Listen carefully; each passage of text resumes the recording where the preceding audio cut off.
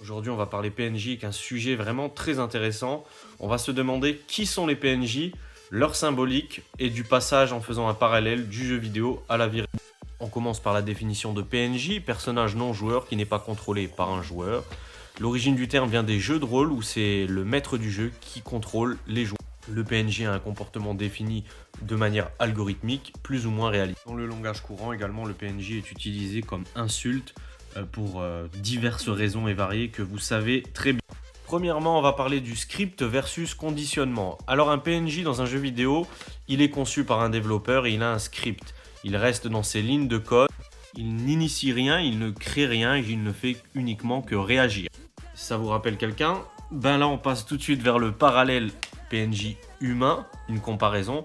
Ça serait une symbolique voilà, du script social, une personne qui suivrait vraiment les critères demandés par la société, c'est-à-dire famille, école, médias, voire religion.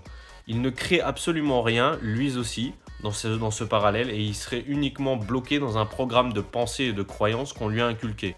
Pour argumenter ce propos dans la vraie vie, on a Gustave Le Bon qui nous dit que la foule ne raisonne pas, elle obéit à ceux qui savent s'adresser à son imaginaire. Donc on parle évidemment de l'incapacité de sortir de son programme.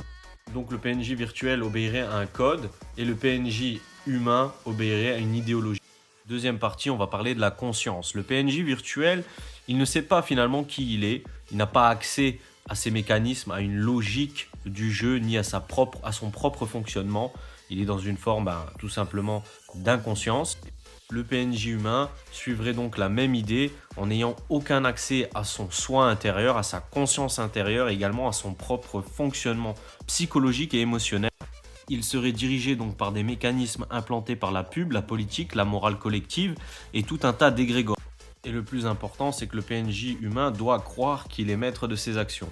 Gurdjieff nous dit que l'homme croit qu'il agit, mais qu'il n'est qu'un agité. Alors c'est une très belle phrase et elle témoigne bien, si on devait symboliser le PNJ humain, voilà, que le PNJ humain ne serait qu'un personnage, une sorte d'être qui ne ferait que s'agiter, réagir tel un PNJ virtuel. Je fais la liaison, le parallèle. Donc dans cette partie, pour conclure, un PNJ, qu'il soit virtuel ou humain, est dénué de conscience propre.